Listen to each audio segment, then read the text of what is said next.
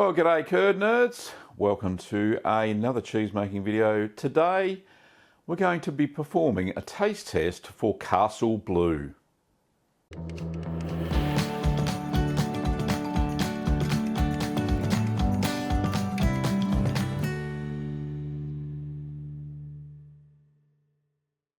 Well, Castle Blue, if you remember back 8 weeks ago, it's a blue cheese in a small form.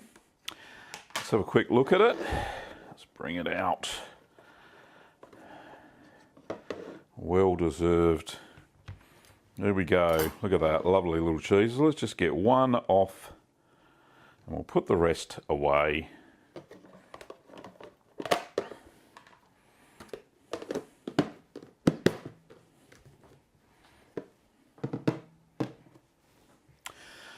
There we go. So we love a little blue cheese. It has wrinkly rind all the way around. The blue's still there, starting to go a little tiny bit orange, which we don't want. When I press down, it's squishy, which is a good sign that I think it's ready. It's been maturing for 8 weeks. So 8 weeks at 13 degrees Celsius, or a little bit less, probably about 11 to 12 degrees Celsius. So it's a good sign it's ready. Let's just see if I can see where I pierced it. No, it's grown over, so you can't really tell. And of course, the smell. Smells bluish and a sharp. No, not a sharp. A hint of ammonia. So that's starting to dissipate now that I've taken it out of the ripening box. Now I've been turning this every 2 days religiously since I put it into the cheese fridge after we pierced it. So yeah, I've really looked after this little bubba. So let's cut open. Very soft to cut through. There we go there. See if we got any vein development. Oops, stuck to the knife. Don't stick to the knife. There we go.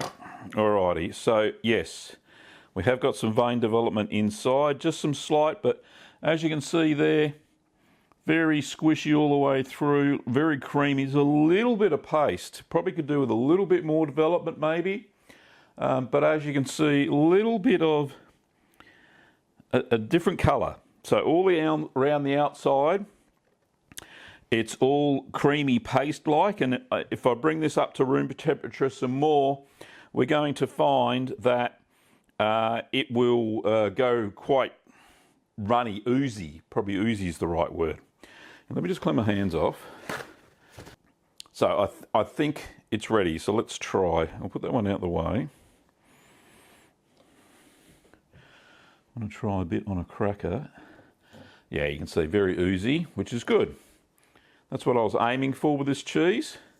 I did mention that in the making video, that's the consistency I was after. That's very creamy. So with the addition of that cream that we put in it, oh, it's got a pleasant blue cheese smell now that ammonia's gone. It only took a couple of minutes, as you can see. But yeah, definitely gone. Oh, smells blue and creamy. Let's try.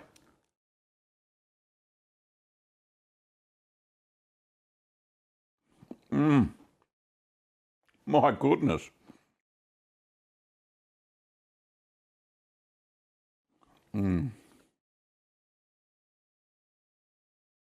It's your quintessential blue cheese. Absolutely lovely. If you like them soft and creamy, then this is it. This is not the same as, say, Shropshire Blue or Shropshire Blue, as we say. This is a lot creamier. That Shropshire Blue was firm. It was a firm blue cheese, similar to what Stilton is like. This is not. This is totally different. Blue flavour, of course. Creamy texture, beautiful creamy texture. The flavour, leave the rind on. It's not overpowering. Leave the rind on, and you'll get a better blue boost. Let me just try a bit more. crumbly crackers.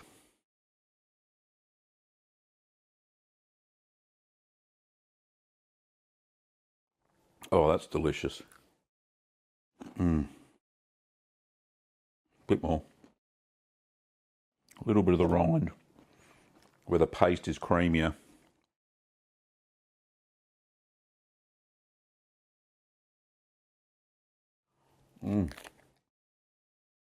Oh, it's beautiful.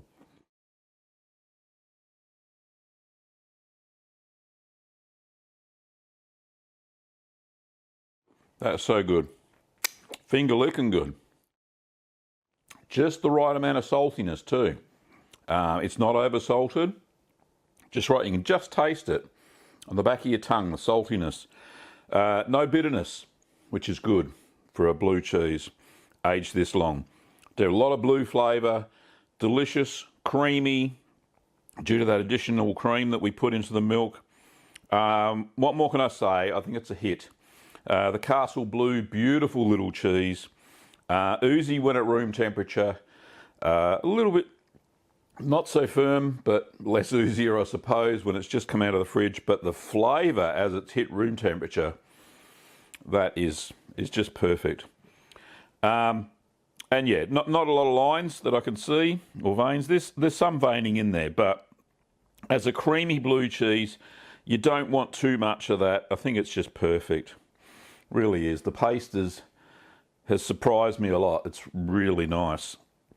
And the outside's it's good enough to handle. It's not tacky per se. It's not moist, but it's a nice, and it's a nice colour rind too. Don't get me wrong. It's a lovely colour, grey blue, with hints of green, I suppose. And yeah, and it's intact, which is great. But yeah, no, great cheese, great little cheese. Thank you, Deborah, for the recipe in your book. 200 easy cheese making recipes. Very hard to find. In fact, it's very hard to find on Amazon. I think the second edition of the book has sold out. But yeah, very difficult to find. But a great recipe, and it's come straight out of that book. Yeah, do yourself a favour and make this cheese. If you're into blue cheeses, this is perfect. But make sure that you turn it regularly, or it will sag to one end if you don't turn it properly, and you won't get proper blue mold development all over the cheese, and you won't get the consistency of creaminess that this cheese is known for. So yeah, great little cheese. You could sell this at a cheese shop, no problems at all. In fact, it exceeds some of the stuff that I've seen come from cheesemongers. So great blue cheese, Castle Blue. Anyway, if you like the video, don't forget to give it a thumbs up. You can make this blue cheese using probably the blue cheese kit, but buy some camembert molds to go with it. And you can find that in our store at littlegreenworkshops.com.au.